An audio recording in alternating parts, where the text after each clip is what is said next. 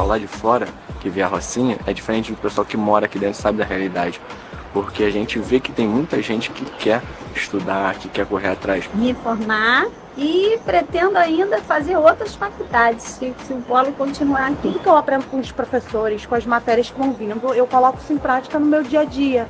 Eu entendo que a educação ela é a fonte de transformação das pessoas. Através da educação, aquela pessoa ela se liberta, ela abre os horizontes, ela expande a visão dela. Então eu entendo que o meu trabalho hoje, a faculdade que eu estou fazendo hoje, é para isso, não só para transformar a vida das pessoas de fora, mas também da minha filha. Graças à Unicesumar eu consigo transformar esse sonho que eu tinha de muito tempo em realidade, através dela que eu consigo colocar em prática tudo que eu tenho aprendido. Nossa, e como eu sou grata ao Unicesumar por isso. Muitas pessoas não sabem nem como começar uma faculdade. E a gente aqui, a Unicesumar dentro da Rocinha, ela acaba levando esse conhecimento, né? De que você não precisa de muita coisa para fazer uma faculdade. Você só precisa ter um interesse e querer aprender, sabe? A gente precisa de um trabalho para pagar a faculdade, mas se a gente já tiver um interesse, é 50%. O restante é só pagar. A melhor coisa que aconteceu para a comunidade foi a faculdade. Tá aqui do lado de casa agora. Não faz se você não quiser.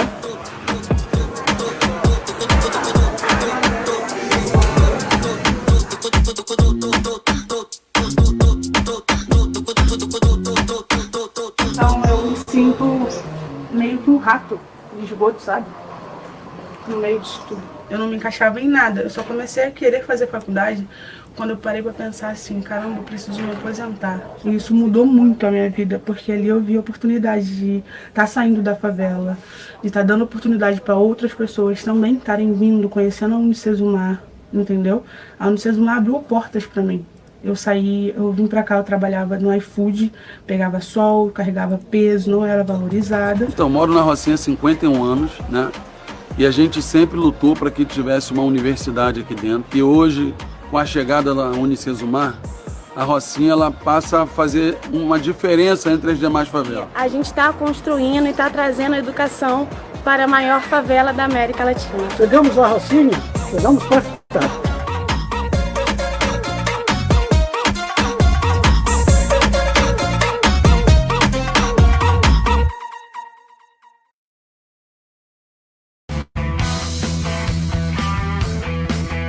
Você está assistindo Teoria de Tudo. O rádio põe no ar uma conversa incerta. Eu leio pelos muros uma coisa concreta. Do outro lado da rua.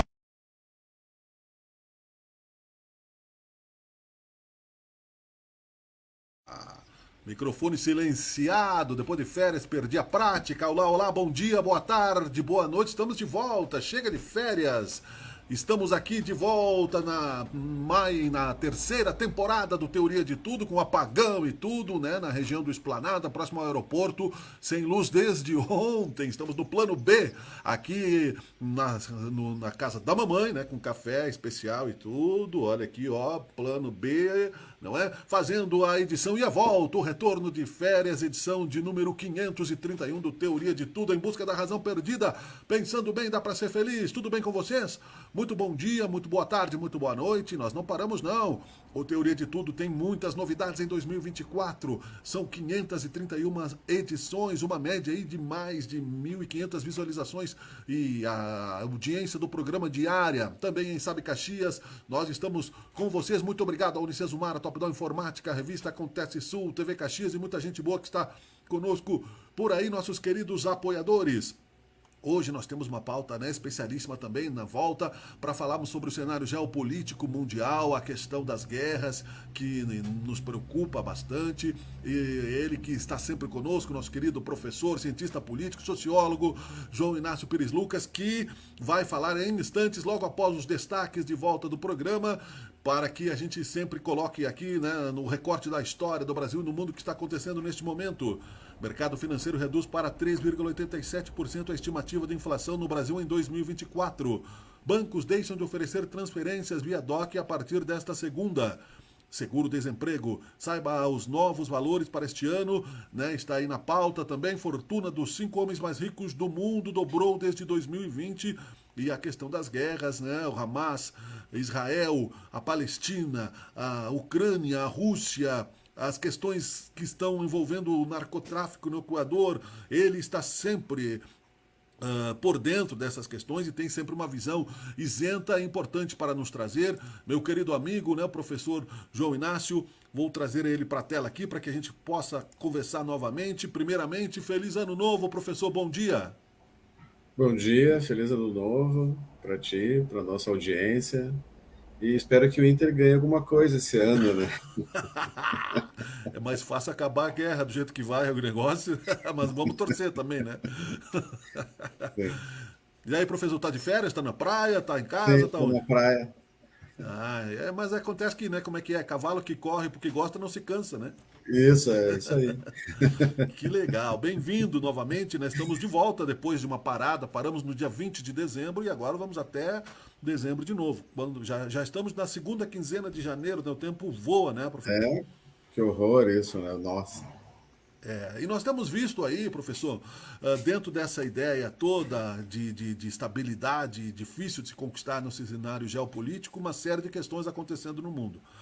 Como jornalista, não é a minha crítica ao ser humano superficial, é que entrou o conflito entre Israel e o Hamas, que não é uma instituição oficialmente reconhecida, saiu do cenário a guerra da Ucrânia.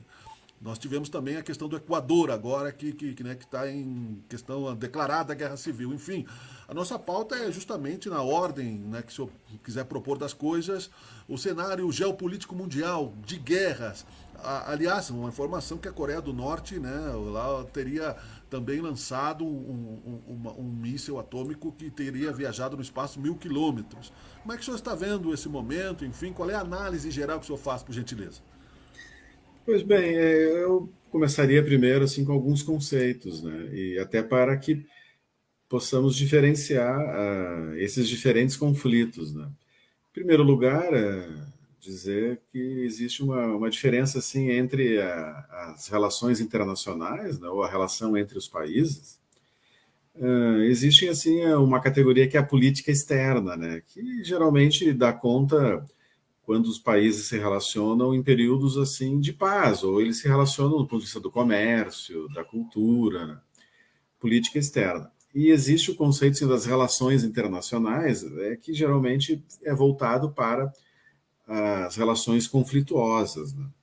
Que elas podem ser, digamos assim, de soft power, ou seja, elas podem ser até pacíficas, mas em meio a conflitos, né? No sentido de que os países acabam se sobrepujando, dominando os outros, seja militar ou até culturalmente, né? Economicamente. Eu diria que é muito forte hoje em dia a relação de soft power entre os países, né? Se nós pensarmos no Ocidente, nos Estados Unidos, que exerce quase que uma colonização assim, né, nos demais países do Ocidente, em relação à cultura, em relação à própria economia, né? O que também às vezes não é bom, né? Ou seja, não precisa ter uma guerra para que um país, e eu diria assim, empresas daqueles países ou até outras forças exerçam relações negativas. E também aí nós temos o hard power, né? Que seriam aquelas relações realmente mais conflituosas, né? Que envolve algum conflito armado, alguma pressão assim muito forte. E também eu diria assim, nesse contexto, nós temos as chamadas guerras eternas, né? Porque eventualmente existem conflitos que eles são circunstanciais, assim, né? Por algum motivo. O caso lá, por exemplo, talvez mais conhecido, né? Seja lá o da Palestina, de Israel, ali, né? Do chamado Oriente Médio por alguns, né? Que em princípio é uma guerra eterna, não porque ela tenha durado desde lá dos dinossauros, né? Mas é porque ela é um contexto que permanentemente apresenta soluções de continuidade no sentido do conflito. Mesmo em momentos de aparente paz, né, o conflito está ali presente e ele acaba até se irradiando. Se nós formos ver a Guerra Fria, por exemplo, era uma guerra eterna. Agora, pós-Guerra Fria, temos visto a retomada de um tipo de Guerra Fria que é entre os países da OTAN, liderado pelos Estados Unidos, e a Rússia e a China. E então nós assistimos a vários pipocos, né? Vários eventos desse conflito pelo mundo afora. Já tivemos no caso lá da Síria, né? E a despeito de ter outras triangulações, como com o Estado Islâmico, mas no caso da Síria, tinha já um enfrentamento entre a Rússia de um lado e a OTAN de outro lado, especialmente os Estados Unidos. O mesmo caso na Líbia. E o caso de Taiwan, e agora nós estamos vendo no Iêmen. O Iêmen, eu diria assim, é uma pauta super importante. E tanto quanto lá na Palestina, ou até no caso da Rússia e da Ucrânia, o Iêmen pode ser o estopim para uma guerra atômica entre essas potências, porque, de certa maneira, né, a Rússia já vem se manifestando e a China.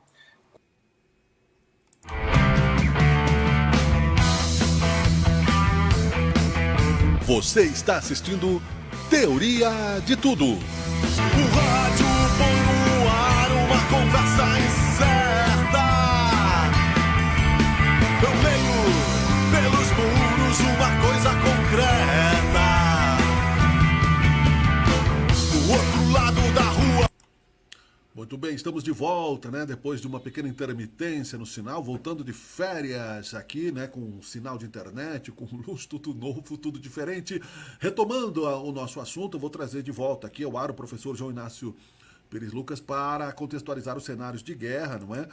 Onde você entendeu uma parte do programa, mas ele vai trazer novamente a contextualização sobre essa questão do cenário geopolítico mundial. Professor João Inácio, novamente conosco aqui. Bom dia novamente, professor. Bom dia, boa tarde, boa noite. É isso aí.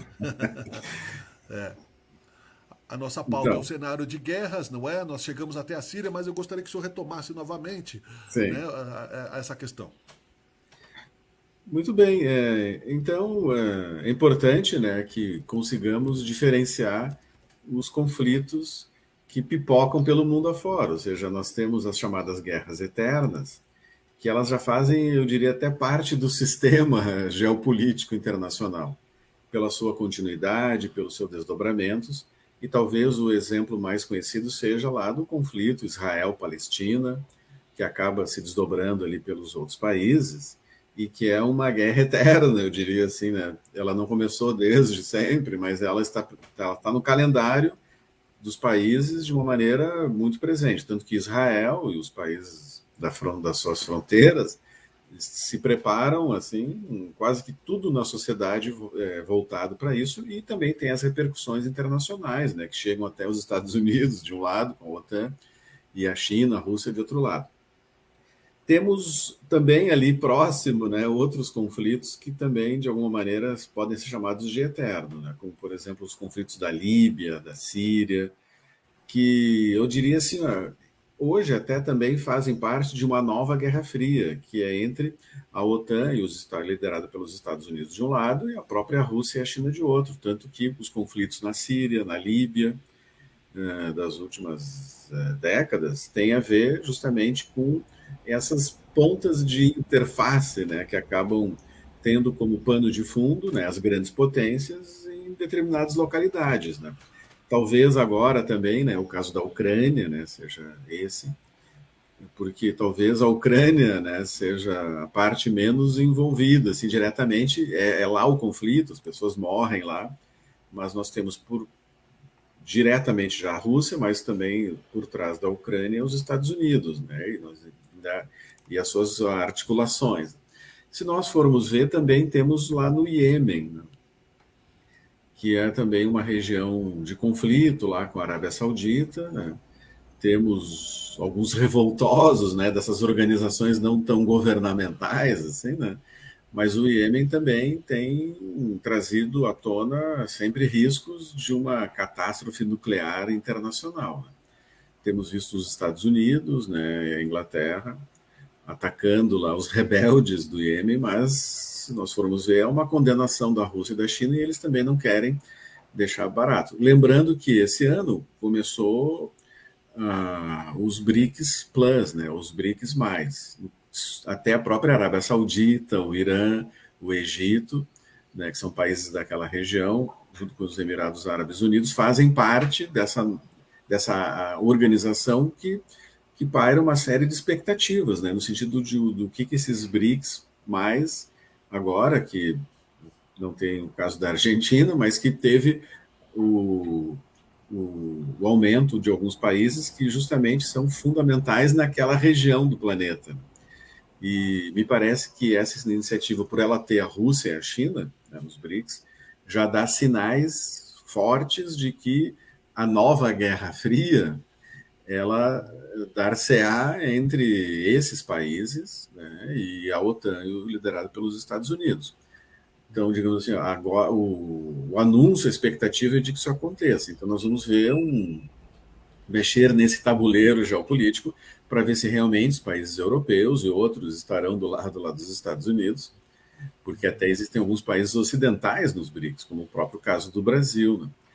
E os outros países, no caso da China e da Rússia, né? Eles vêm fazendo uma forte articulação permanentemente, a cada mês, 2 em 2 meses, eles têm feito congressos, seminários no Sudoeste Asiático, na Ásia Central, e nós estamos vendo, então, uma retomada até dos países que compunham a União Soviética no passado, e a sua articulação com a China, e eles já começam a ter laços mais estreitos com a Arábia Saudita.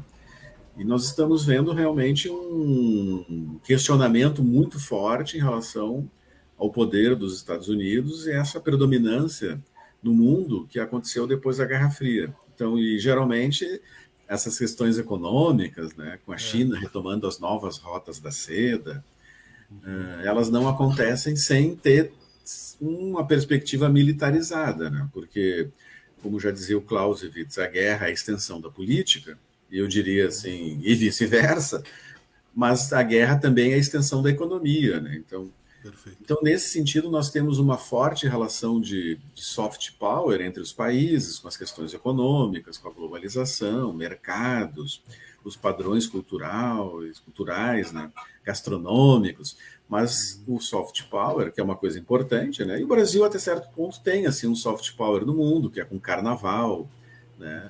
O Brasil ele tem isso também com a sua cultura, né? Assim, as suas praias, né?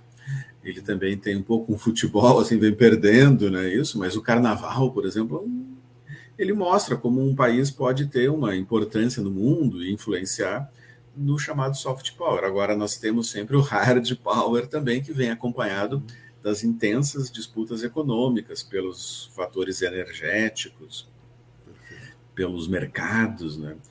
Agora, temos também um tipo de conflito que ele, de certa maneira, é eterno também nessa perspectiva da continuidade, que é em relação ao crime organizado, que nós temos assistido o México com uma recorrência permanente, assim como outros países, não só da América Central, mas também da América do Sul, né? E já temos historicamente os casos lá da Bolívia, os casos da Colômbia, né, que tem uma relação muito estreita, especialmente com a fase do plantio, né, porque a fase, muitas vezes, da produção e até do consumo dá-se em outros países, até nos mais desenvolvidos, né.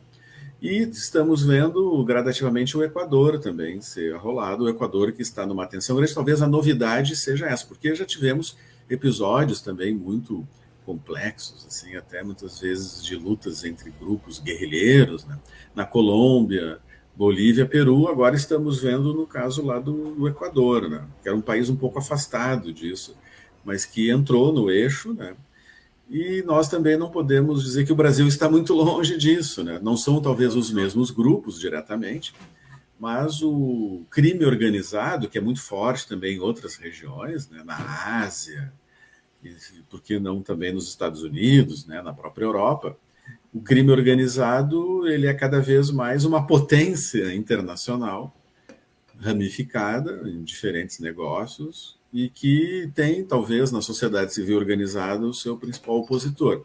O problema é que o crime organizado ele está muito enraizado na sociedade civil organizada e muitas empresas legais são de fachada, muitos agentes públicos acabam tendo relação e é uma guerra permanente. O Brasil, por exemplo, está em guerra. Tem algumas regiões do Brasil que estão num contexto às vezes até pior do que uma guerra. E isso talvez seja a guerra mais difícil de ser travada, especialmente assim do lado da sociedade, né, que sofre com isso. É mais difícil porque a própria sociedade ela acaba se articulando, né, com esse tipo de conflito. E depois temos também, né, em outras regiões, né, na África, temos disputas às vezes de fronteira mais pacíficas, a própria América do Sul tem, mas eu diria que o contexto geopolítico, afora a importância que existe lá das relações da globalização dos mercados, da circulação de mercadorias e pessoas, né?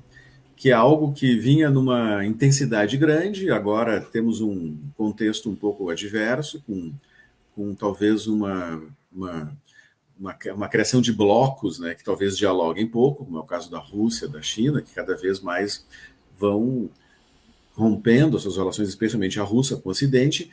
A China é o principal parceiro de quase todos os países, mas eles estão numa rota muito forte de articulação com a Europa, com a Ásia Central, com o Sudoeste Asiático, e eu não sei até que ponto os países ocidentais vão continuar com a articulação com a China, até porque ela vai ser uma inimiga peso grande lá contra os Estados Unidos. Mas eu diria que além dessas questões comerciais, econômicas, que também tem muitas vezes desdobramentos ruins, né, em vista dos efeitos na desigualdade. Agora, as guerras, eu diria assim, elas estão cada vez mais voltando assim, a um cenário internacional com um peso significativo, não a ponto de uma Primeira e Segunda Guerra Mundial, mas nós estamos num contexto de vários conflitos em vários lugares, que talvez já seja o início da Terceira Guerra Mundial. Talvez nós já estamos vendo o início da Terceira Guerra Mundial, que ainda pode ter capítulos muito mais complicados. Pois é, professor. E aí o senhor traz aí uma série de pontos a serem, né, de ramificações que vão chegar lá no final dentro da mesma objetividade que é o foco, o escopo da guerra, que é esse territorialismo, não é? As questões econômicas. Nós demos uma volta ao mundo. O senhor falou com propriedade sobre vários países, continentes e até mesmo tribos em guerra, o que torna, dentro dessa contextualização, aparentemente, do que se pode prever, inevitável esse conflito. Eu diria que nós até assim, se não formos tão exigentes e se analisarmos os sintomas, nós já estamos num conflito global, numa Terceira Guerra Mundial.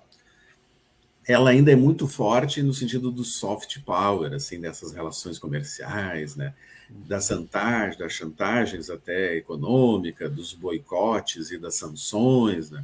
Nós já temos isso muito forte e alguns países já vêm nesse processo há décadas, como o caso do Irã, menos, mas também já há bastante tempo o caso da Rússia. E esses países, até certo ponto, já estão lá na frente, porque eles já fizeram uma nacionalização ou estão fazendo uma nacionalização das suas economias e preparando-as também para relações mais dentro dos seus próprios blocos, né? No caso do Irã também, é um país que ele está fortemente associado à Rússia e cada vez mais também com a China. E eu diria que nesse aspecto, né, as questões econômicas elas já estão se fazendo sentir nesse conflito. Talvez o pior assim, né, esteja para os países aqui no Ocidente, especialmente o caso dos países latino-americanos, né, porque eles, muitos deles até são grandes parceiros comerciais da China, também têm relações com a Rússia. Muitos até têm uma visão anti-americana de parcela da sua população, especialmente na América Latina, né? Só que eles estão muito próximos dos Estados Unidos, né? Então eu diria que talvez o pior lugar para se estar no mundo hoje em dia é na América Latina. Porque, analisando friamente, os vencedores eles estão indo para o lado lá da Rússia, da China, né? Tudo mostra, por vários indicadores econômicos, dos recursos naturais, energéticos, tamanhos populacionais, que o Oriente vai se sobrepor ao Ocidente, né? Tivemos, talvez na história da humanidade, sempre um predomínio, assim, ainda que não existia a globalização com essa intensidade, mas se fôssemos comparar, os países orientais sempre estiveram à frente dos ocidentais.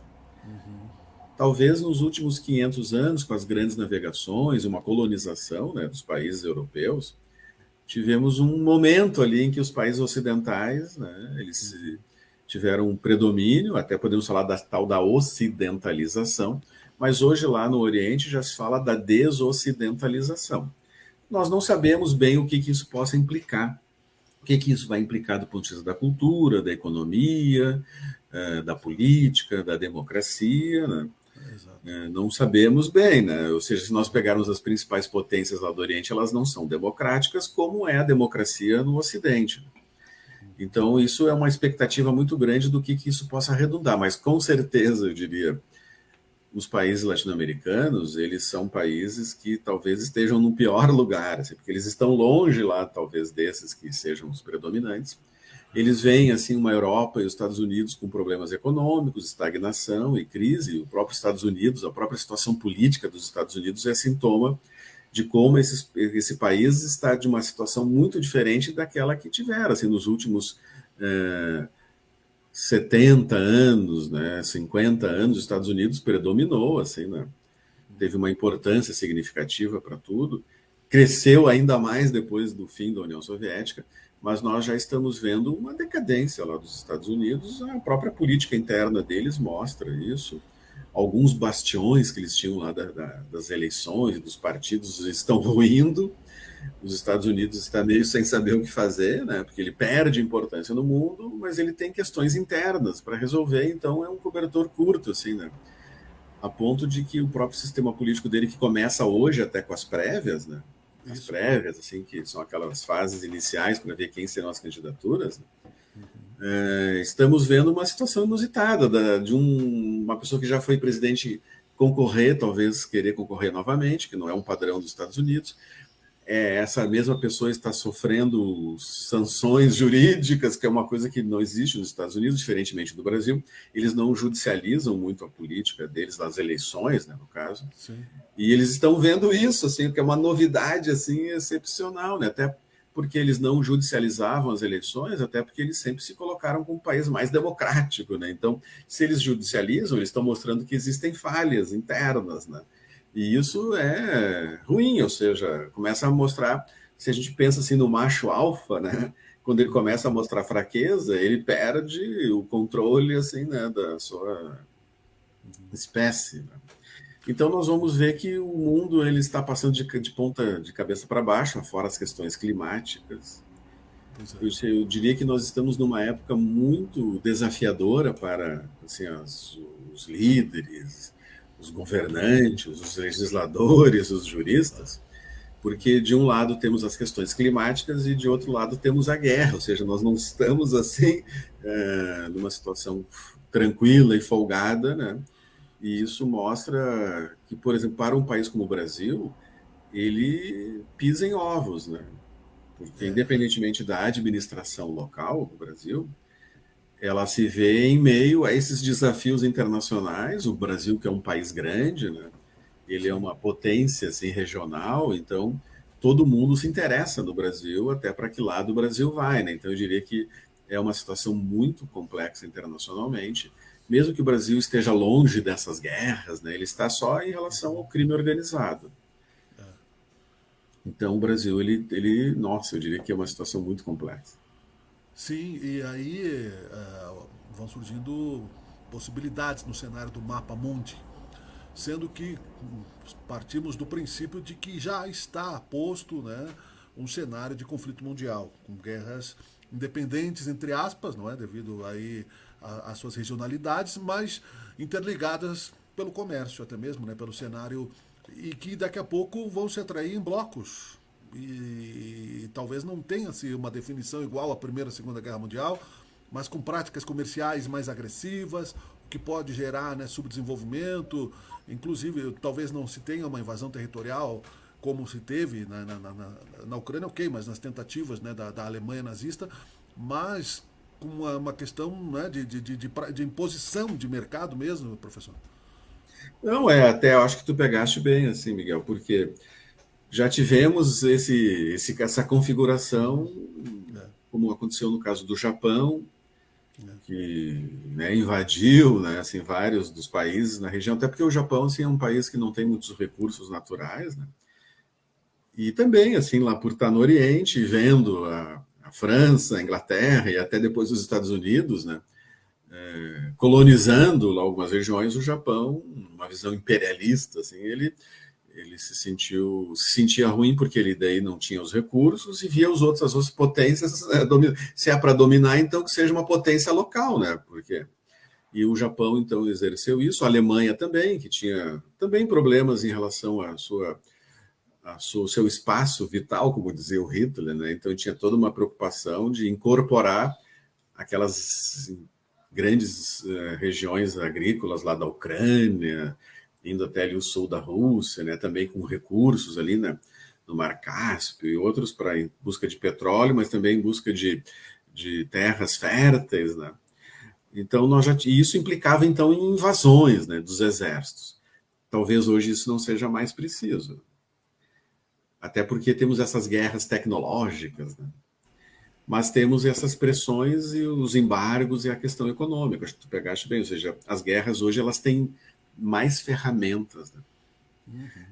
E eu diria que em última instância essas invasões, como o caso lá da Rússia em relação à Ucrânia, esse tipo de coisa, talvez seja perfil ainda daquela região em vista da Rússia ser uma superpotência e temer que a Ucrânia servisse para uma base da OTAN ali, né, e afora outros contextos. Agora, se a gente vê essa questão no mundo inteiro, ela não precisa ter invasão, ela pode ter outros mecanismos que talvez sejam tão agressivos quanto, assim, né, em termos de aumento de desigualdades e problemas de circulações de mercadorias, e sem falarmos todo nessa questão cyberespacial, né, ou seja, a internet.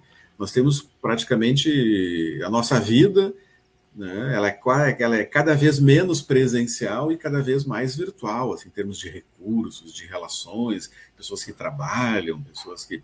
Então, tu pegaste bem, não precisa ter mais invasão de exército, briga de exército, para estarmos num conflito de guerra.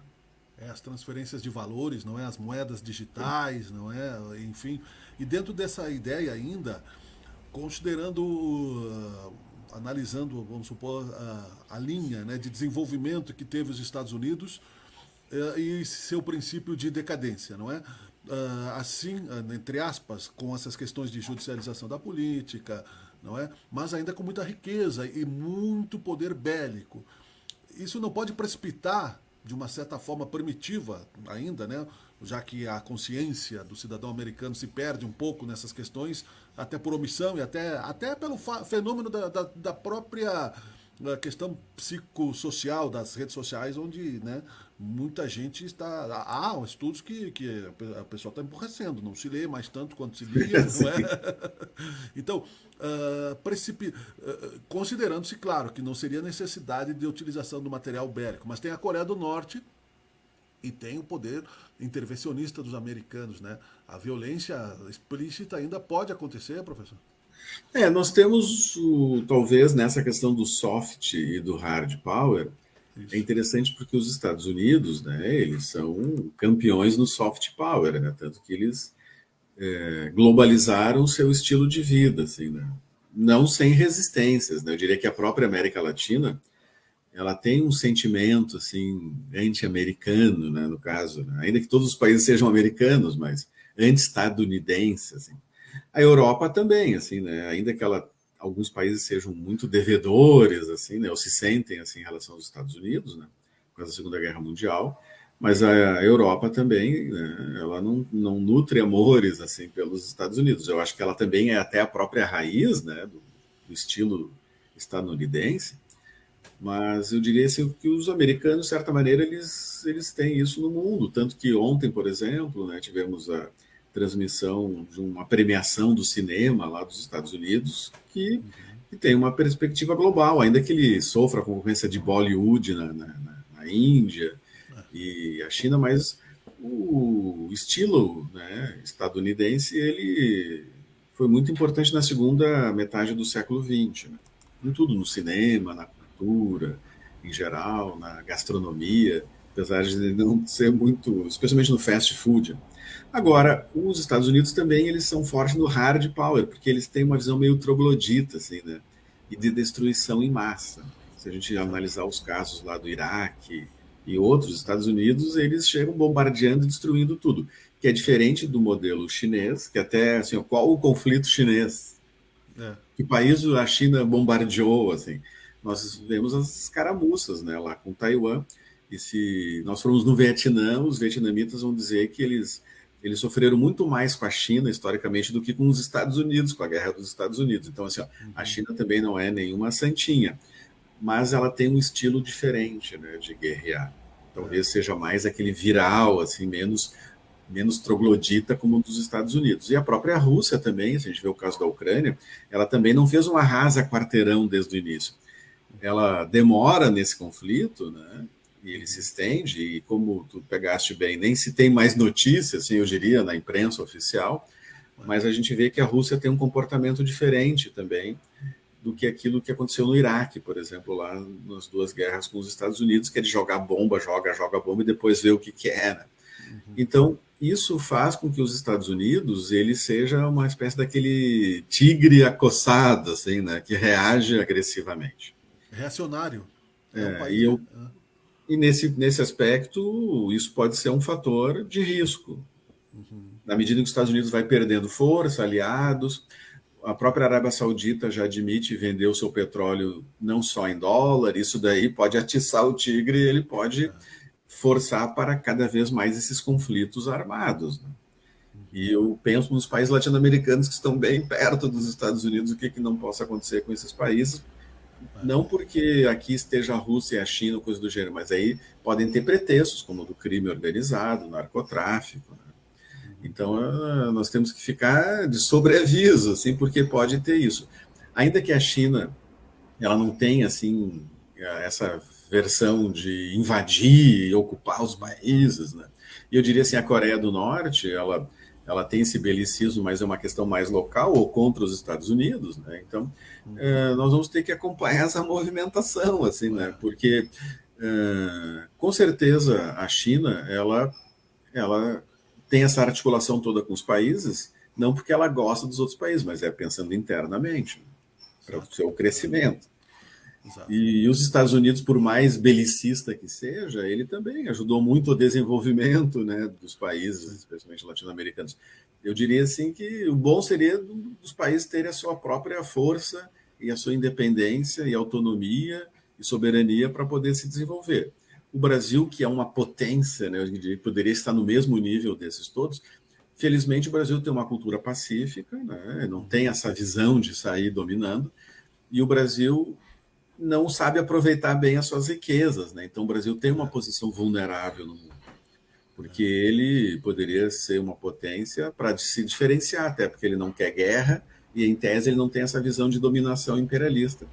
Mas o Brasil, infelizmente, a fraqueza dele é porque ele não soube aproveitar as suas riquezas para ser uma potência que até mostrasse uma visão diferente de querer dominar ou de guerrear. De ter um convívio mais pacífico, o que pode também entrar no mapa mundial de migrações, não é? O Brasil ele já foi, né, no passado, e eu suspeito que num contexto como esse, ele é uma rota das migrações, dos refugiados, né, em vista de tudo, da nossa própria uma população que acolhe, né, que é um país grande, tem recursos muito fortes e regiões ainda boas para serem desenvolvidas. O Brasil pode ser que um desdobramento seja esse, o Brasil seja uma rota no caminho dos refugiados. Não tem cenário de bonzinho no atual momento, não é? Professor, sem querer exagerar aí das suas férias, não é? Mas aproveitando a possibilidade, eu estou voltando de férias, mas a possibilidade de disputar um pouco dessa reflexão profunda de raciocínio observador, que eu tenho certeza que o senhor mantém, inclusive em momentos de férias, as guerras eternas, não é? Só resumindo um pouco, porque o Hamas não tem reconhecimento oficial, é um grupo terrorista. Outros grupos terroristas estão, né, se apresentando ali para tentar conquistar seu reconhecimento, na verdade, aproveitando a oportunidade, né? Eles sabem que... Como é que o senhor vê, enfim, esse cenário? Se é uma guerra eterna, dificilmente ela vai terminar. Isso. Né? Eu vejo assim, talvez já existam mostras da fragilização de Israel, assim, né? Especialmente da sua liderança política, interna e externamente, né? Ou seja, a continuidade desse conflito, né, da invasão ali do exército israelense na faixa de Gaza, vem desgastando assim Israel junto aos seus próprios aliados, né? Há um genocídio ali com a população da faixa de Gaza, né?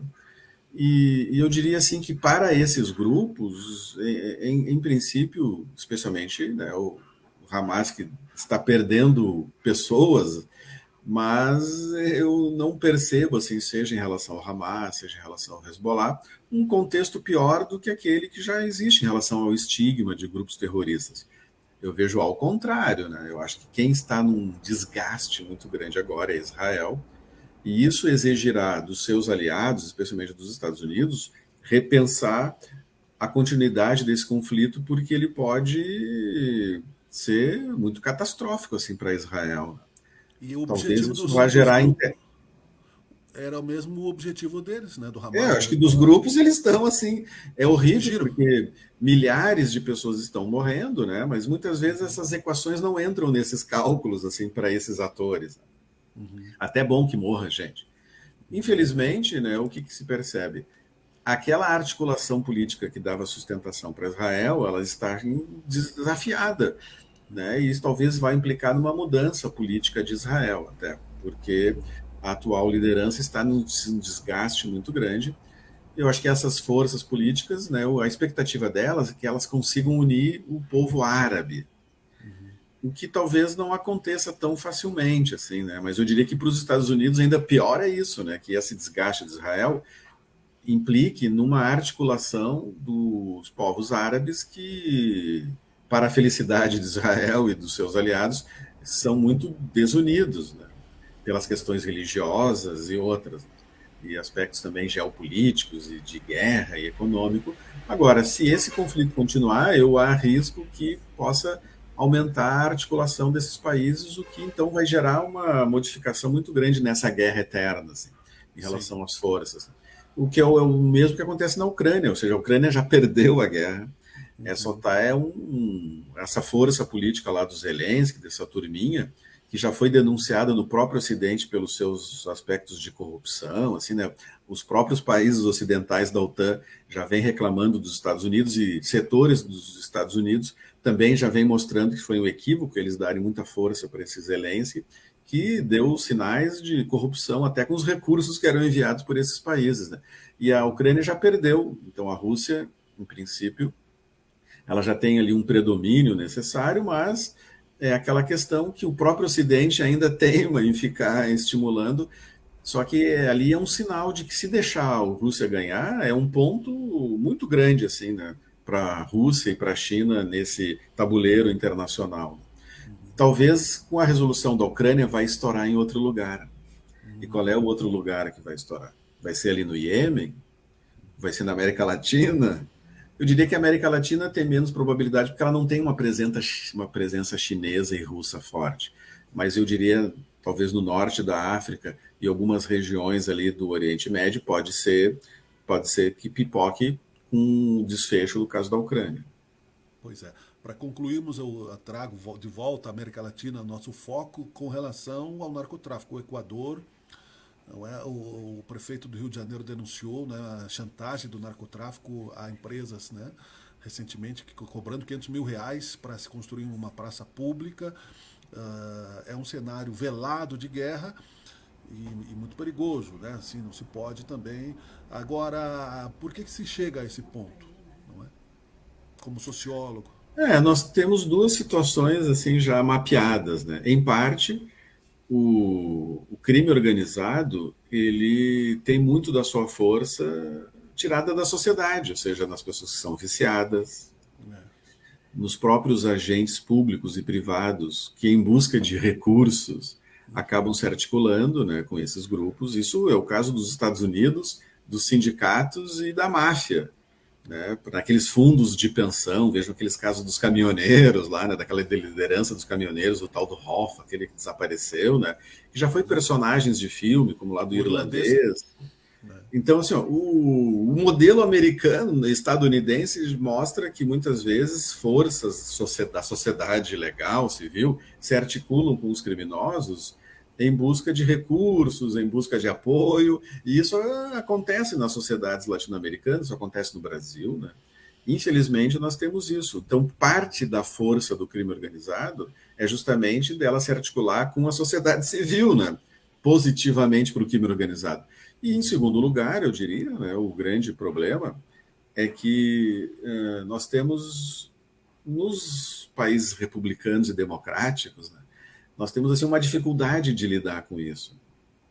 Porque o próprio devido processo legal, ele, muitas vezes, dificulta um tratamento assim, mais de força, né, que se fizesse com esses grupos. A gente vê até aquela, na intervenção federal, que aconteceu no governo Temer, lá no Rio de Janeiro, da gente vê o exército entrando, subindo o morro, sei lá, entrando no Complexo do Alemão e vendo aqueles criminosos fugindo, assim, esse tipo de ação não produz efeito nenhum, ou seja, teria que ter algo mais sistemático na sociedade que realmente lidasse com o crime organizado com o mesmo pé de igualdade, no sentido de ferramentas, né, que respeitassem o Estado democrático de direito e a República, mas que pudessem lidar de maneira local e internacional, né, com esses grupos. Eu acho que faltam ferramentas que deem mais agilidade e força para que, democrática e republicanamente, os países possam lidar com isso de uma maneira local e internacional, né? Eu acho que a ONU e esses organismos eles estão pecando muito, tanto que eles não conseguem evitar esses conflitos internacionais,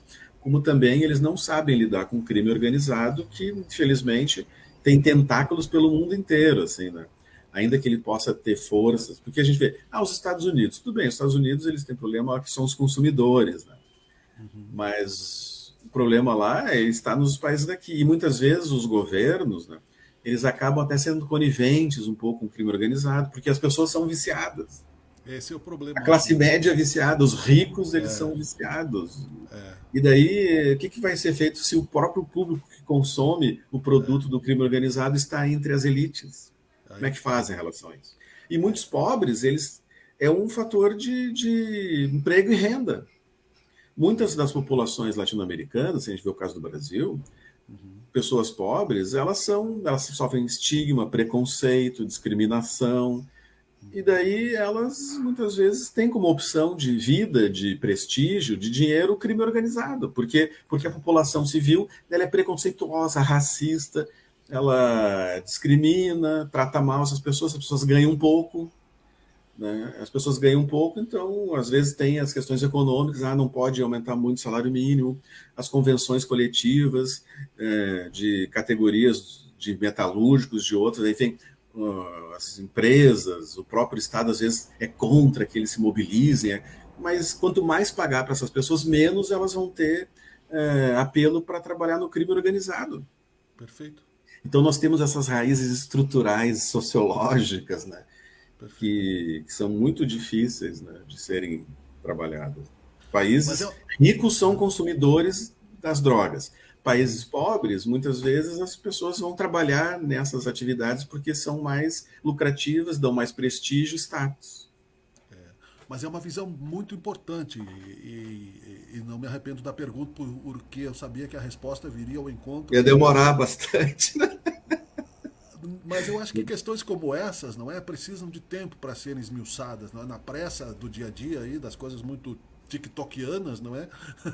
Ninguém pensa, né? Não se aprofunda uma solução. E aí, resumindo, né, enquanto houver demanda, vai ter mercado, não é? Sim. O que o senhor traz aí é muito bem colocado, no sentido de dar condições de vida para aqueles que são escravos ou funcionários do crime organizado por falta de opção. enfim, não é? E vítimas também, né, do preconceito daqueles que detêm uma certa condição, né, de cultura, que vão ter que, em algum momento da história, se responsabilizar por isso, nós não sabemos como, não é? É um cenário de um mundo bem trabalhoso que nós temos, mas, não é? Temos que andar, não é, professor? Tem que ter coragem para isso. Eu diria que é até fácil estudar, é difícil ser gestor nisso, liderança. Eu diria que, mas bem feito também, as pessoas concorrem para isso, né? As pessoas até se matam para isso, então elas que resolvam esses problemas, sabendo que também é importante na economia, não é só questão da política aos políticos, não, eu diria assim, ó, o empresariado, a classe média, os profissionais liberais, eles têm também a sua parcela, os professores. Muito obrigado pela sua presença mais uma vez, rica em cultura, informações e reflexões aqui no Teoria de Tudo. Voltando de férias, edição de número 531. Tome um banho de mar por nós aí, porque aqui isso, vamos lá. Vou passar protetor agora e vou pegar uns jacaré lá. É isso aí, isso aí. Não deixe o canudinho para o mar, né? Porque, enfim, para não prejudicar as tartarugas, não é? De mostrar a cuia. Eu estou aqui na casa de mãe, né? Cansa a cuia aqui, por favor. Sei que o senhor é um colorado. A minha mãe é torcedora do Caxias, mas como, né? Cavalo dado, não se olha os dentes. Olha a cor da cuia dela, professor. Sim. Ela ganhou de um gremista, né? Fundamentalista, mas tudo bem, né? Vamos tomar um mate aqui, né? Dona Marisa Brambila. É isso aí. Né? Bom mate. Muito obrigado, boas férias, até a próxima. Obrigado. Vamos lá. Um abração para todos também. Valeu. Professor João Inácio Pires Lucas aqui conosco no Teoria de Tudo. Um rápido intervalo, nós já voltamos. Fique aí.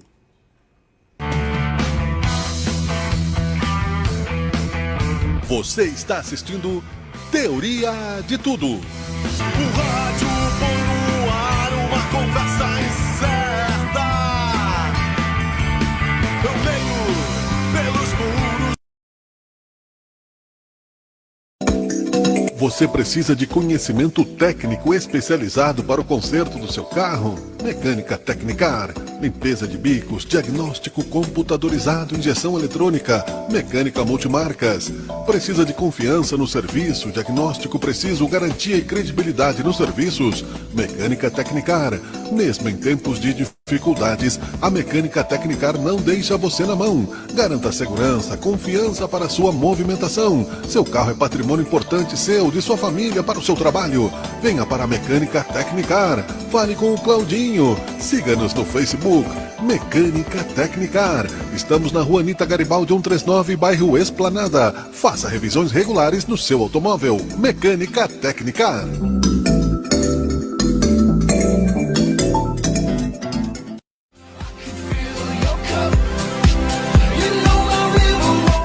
O quente é ficar fashion, o quente é ficar clássico, o quente é ficar elegante. Então escolha o melhor corte, o mais adequado para você.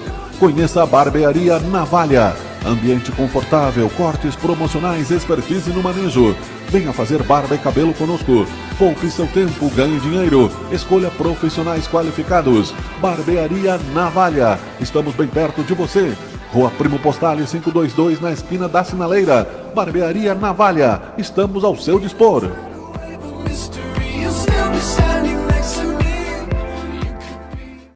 CPR Rodas e Pneus. Deixe sua marca nas ruas. CPR Rodas e Pneus. Rodamos junto com você.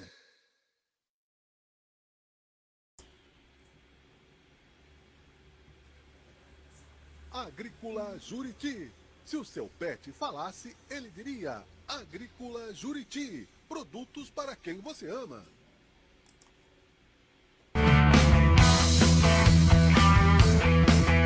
Você está assistindo Teoria de Tudo. O rádio põe no ar uma conversa incerta. Eu leio pelos muros uma coisa concreta. Do outro lado da rua. Muito bem, estamos de volta com o Teoria de Tudo nesta manhã de segunda-feira, utilizando o Plano B. Estamos falando aqui do bairro Rio Branco, né? Nesta manhã de segunda-feira, dia 15 de janeiro de 2024, já passou a primeira quinzena do mês e a galera aí do Esplanada, próximo ao aeroporto, sem luz desde ontem, 5 horas da tarde, não é? E a luz não chegou ainda. Não sei porquê, né? Cada vez que chove, não precisa ser um temporal, né? Falta luz ali naquela região do aeroporto, perto das garagens da Visat. Basta o vento soprar, né? Um passarinho sentar no fio e a luz acaba.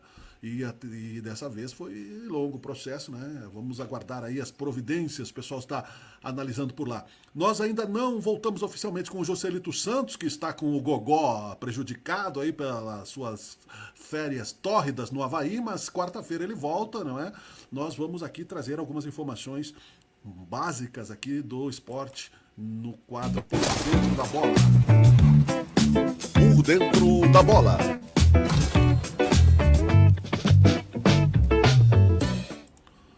E o Juventude está de técnico novo, né? Sabia-se muito bem que mais cedo ou mais tarde não ia ter como pagar o Thiago Carpini, que está no São Paulo. Vamos ouvir um pouco aqui, né, do que tem a dizer aí o novo treinador que vai falar É meu sonho fazer uma pós. Para mim é essencial. A propaganda, né? Agora sim, nós vamos pular e aqui está o técnico do Juventude novo. E também o vice-presidente de futebol, Almir Adame. Obrigado pela presença de todos. Presidente Adame, as boas-vindas ao nosso treinador, professor, seja bem-vindo, boa sorte, sucesso. A torcida japoneira deseja o melhor nessa caminhada ao longo de 2024. Presidente Adame, Júlio, à disposição para dar as boas-vindas ao professor. Bom dia, pessoal. Nem alguns disseram aí amanhecendo cedo, é assim aqui no clube, desde sempre a gente passa o dia inteiro. Então, a gente está aqui para fazer a apresentação do novo técnico, Roger Machado. Como ele mesmo disse, seja bem-vindo de volta a casa. Obrigado. Começou aqui em 2014, tem um histórico vencedor, trabalhou em grandes clubes do futebol brasileiro. Começa uma nova etapa, voltando à Juventude agora numa série diferente, uma Série A. Então, novamente, seja bem-vindo, que a gente possa fazer um trabalho de excelência e que a gente possa atingir os nossos objetivos, os objetivos traçados por essa direção para o ano de 2024. Seja bem-vindo, Roger. Se quiser dar uma palavrinha aí para o pessoal, esteja à vontade. Obrigado. Obrigado, presidente. Obrigado, Júlio. Dani. Eu acho que ontem eu resumi em algumas palavras com os atletas o prazer que eu estava sentindo em voltar ao Juventude. Poder reencontrar muitas pessoas que eu trabalhei há 10 anos atrás, reviver muitas coisas, ver que eu veio perceber e sentir que o clube trilhou novamente o seu caminho de volta para o lugar de onde não deveria ter saído, e que de alguma forma lá atrás, naquele período, eu também fiz parte de todo esse processo, né, e perceber a mudança hoje. Eu estou muito feliz, né, muito agradecido pela oportunidade e extremamente motivado para trabalhar. São muitos objetivos do ano: o Campeonato Estadual, a Copa do Brasil, o Campeonato Brasileiro. A experiência adquirida durante esses anos, esses 10 anos de rodagem que eu rodei pelo Brasil, né, e volto para cá nesse momento, me coloco numa condição de um profissional mais experiente e, sem dúvida, melhor preparado para esse momento do clube. Roger, bom dia. Bom dia. Como é que volta esse Roger após 10 anos, após o início como treinador que foi aqui no Ju em 2014, voltando, um Roger que conquista títulos, um Roger de muitos times da Série A do Campeonato Brasileiro. Como é que está esse Roger agora para esse novo desafio? Primeiro, uns quilos a mais, os cabelos brancos, barba branca. Aí da ontem me mandaram uma foto, uns amigos mandaram uma foto minha treinando o clube, eu quase que eu não me reconheci. Porque passaram-se 10 anos. Eu acho que as experiências na vida vão dando a maturidade que tu precisa para evoluir pessoalmente e, por consequência, profissionalmente na vida pessoal e profissional. Né? Eu volto um profissional, evidentemente, com o mesmo perfil, com a mesma característica, né? Mas né, com a sabedoria dos cabelos brancos, das experiências vividas, né, que sem dúvida nenhuma me tornam, né, um profissional, né, acredito eu, melhor. Bom, Roger, você falou sobre esse retorno e um retorno com pouco tempo já para uma estreia de campeonato gaúcho, uma semana apenas. Qual é o tamanho do desafio, tendo em vista exatamente esse curto período de treinos, conhecer o elenco e já ter que montar um time para estrear no gauchão? Na verdade que não é novidade isso para a gente no futebol brasileiro. Né? Quando muito nós temos aí 2 semanas de trabalho, 10 dias de trabalho, jogos decisivos e importantes logo no começo. Então isso não assusta a gente mais. A gente cria alternativas, né, para que desde o primeiro momento, mesmo ainda em fase de preparação, possa se ter uma equipe muito competitiva. Com relação aos atletas, quase que a totalidade a gente tem algum contato na medida das passagens que a gente vai tendo nos clubes, né? E aqueles que a gente não conhece com tanta proximidade, alguém conhece do futebol e a gente usa, né, essas fontes, né, que nem as fontes que vocês têm. A gente também tem as fontes do lado de cá, né, para absorver as informações que a gente precisa. Claro que é um desafio, né, mas é o que eu tenho dito, né, e sobretudo reafirmado, é que eu não vou construir algo em cima do trabalho do Carpini. Eu vou construir algo a partir do trabalho do Carpini, né, que são questões diferentes, bem importantes para mim nesse momento. Roger, bom dia, bem-vindo novamente a Caxias do Sul. Eu lembro que em 2014 tu tinha um clube ainda instável, né? Apesar da grande conquista de 2013, o Juventude era um clube instável em 2014. As coisas aconteciam externamente, se refletiam dentro de um vestiário e tu eras um técnico absolutamente jovem, centrado, focado, mas que precisava ser um gestor muitas vezes mais do que um treinador de futebol, né? E eu lembro que tu sai do Juventude com 58% de aproveitamento, vice-líder da Série C, muito mais por causa desse ambiente do que por causa dos teus resultados em campo. O Juventude evoluiu muito de lá para cá, né? Estruturalmente, vive seu melhor momento financeiro, talvez, da sua história. Eu queria que tu dissesse o que tu também evoluiu nesses 10 anos e o quanto que aquela experiência agregou para que tu saísse do Juventude depois do Novo Hamburgo, só passasse por clube grande até chegar aqui. O que aquilo lá te ensinou, né? Porque, repito, acho que tu saiu do Juventude muito mais por aquele ambiente conturbado do que propriamente pelos teus resultados de campo. Obrigado pela pergunta. Parabéns por ela. Legal. Eu também era inexperiente como treinador, né? Eu também estava trilhando e começando aquele caminho e, na verdade, quando eu saí do Grêmio no ano anterior como auxiliar, né, foi justamente porque eu entendia que eu precisava cumprir essa última etapa do processo de aprendizado do treinador de futebol, que era justamente gerir esses problemas, essas questões. Né? E um dos eventos que hoje, né, a gente pode comentar é que a época, né, a Chapecoense veio aqui, né, e fez o contato, né, para que eu fosse trabalhar no clube e eu decidi permanecer. Entre outras questões, eu decidi permanecer porque eu entendia que aquele processo era muito importante para mim, inclusive lidar com todas as circunstâncias que externamente ou internamente poderiam desequilibrar, porque fazia parte do meu aprendizado, eu pensava assim.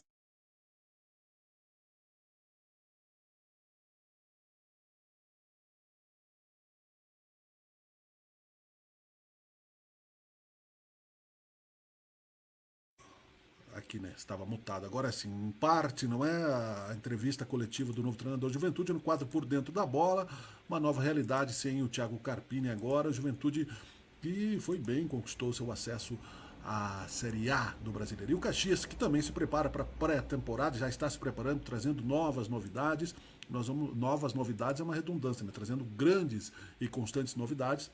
Vamos ouvir um trecho aqui da entrevista do goleiro Fábio Volpi, que também, né, traz as expectativas do clube para a Série C aqui no Por Dentro da Bola. Volpi, bom dia. Bom finalzinho de pré-temporada, daí quase começando o Campeonato Gaúcho. Amanhã tem mais um teste pela frente. Como é que está sendo esse finzinho de pré-temporada aqui no Caxias, visando o Campeonato Gaúcho?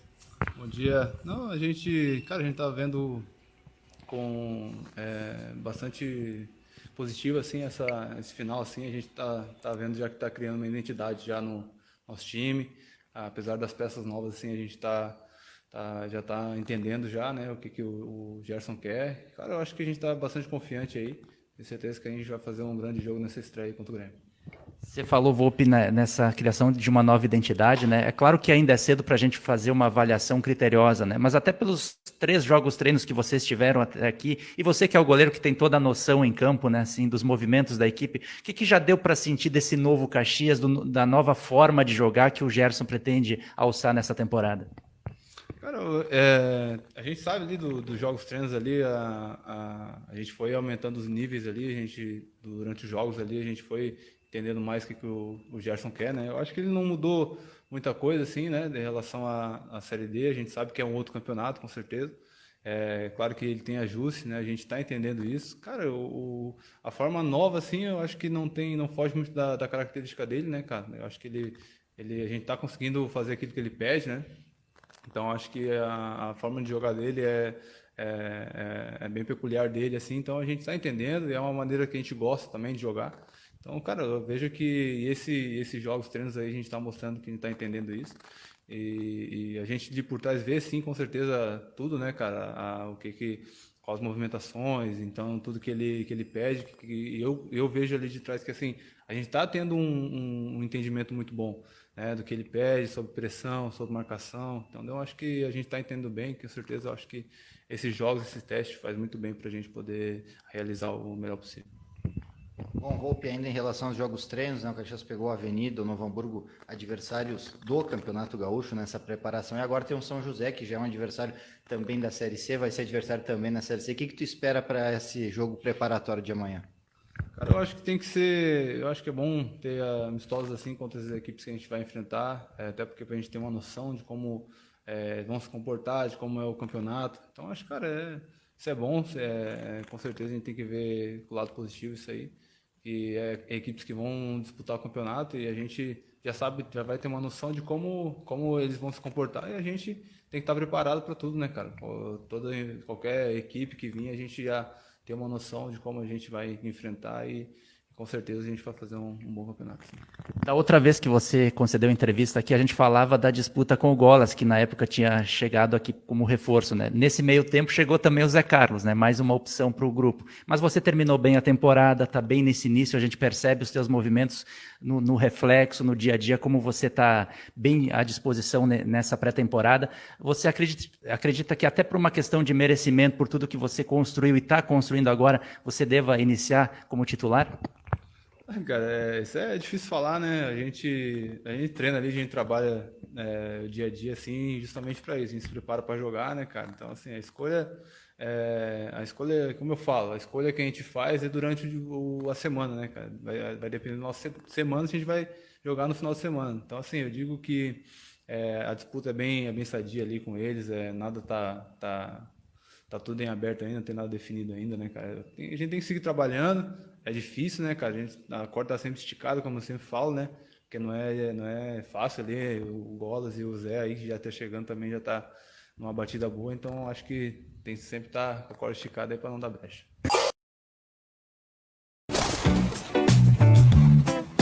Por dentro da bola.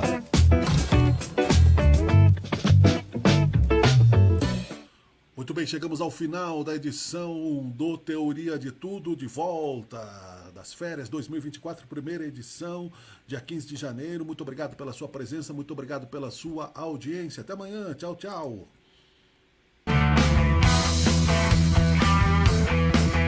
Você está assistindo Teoria de Tudo. O rádio